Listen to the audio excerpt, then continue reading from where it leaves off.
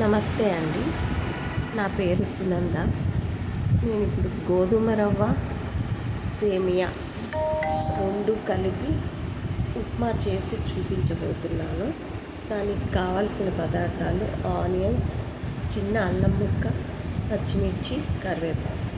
ముందుగా కడాయిలో రవ్వ వేసుకొని స్టవ్ సిమ్లో పెట్టుకొని దోరగా వేగేంత వరకు రవ్వను బాగా వేయించుకోవాలండి. రవ్వ బాగా దోరగా వేయాలండి. తర్వాత కడాయి పెట్టుకొని అందులో ఆయిల్ వేసుకొని పోపు గింజలు వేసుకోవాలండి. మినపప్పు, శనగపప్పు, ఆవాలు. తర్వాత ఆనియన్స్ వేసుకోవాలి. ఈ ఉప్మా చాలా బాగుంటుందండి. పిల్లలు బాగా ఇష్టంగా తింటారు ఇలా చేస్తే.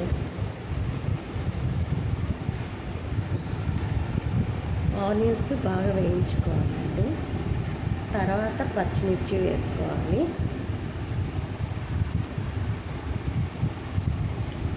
ఇప్పుడు పచ్చిమిర్చి వేసేసుకుందాం.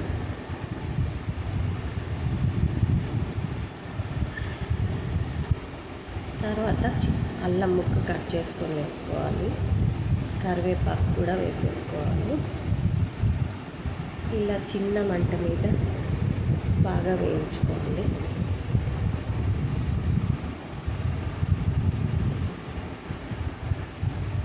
ఇప్పుడు సేమియా వేసేసుకుందాం. సేమియాని బాగా వేయించుకోవాలండి. మాడిపోకుండా స్టవ్ సిమ్లో పెట్టుకొని సేమియా బాగా ఎర్రగా అయ్యేంత వరకు వేయించుకోవాలండి. అప్పుడే ఉప్మా చాలా రుచిగా ఉంటుంది. సేమియా వేగిన తర్వాత అందులో రవ్వ వేయించి పెట్టుకున్న రవ్వను కూడా వేసేసుకోండి.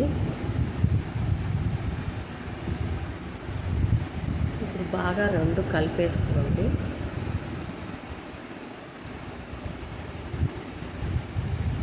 సరిపడా ఉప్పు వేసుకొని కాంచి పెట్టుకున్న నీటిని తీసి ఇందులోకి వేసుకోవాలండి.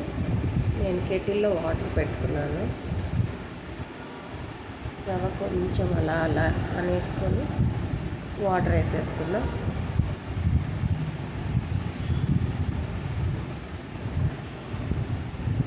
సరిపడా వాటర్ వేసుకుంటే ఉప్మా పొడి పొడిలాడుతూ వస్తుందండి.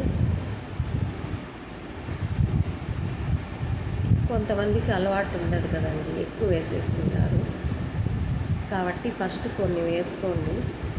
కొంచెం కలిపిన తర్వాత మీకు తెలుస్తుంది రవ్వను చూస్తే. సరిపోలేదనుకుంటే ఇంకొంచెం వేసుకోండి.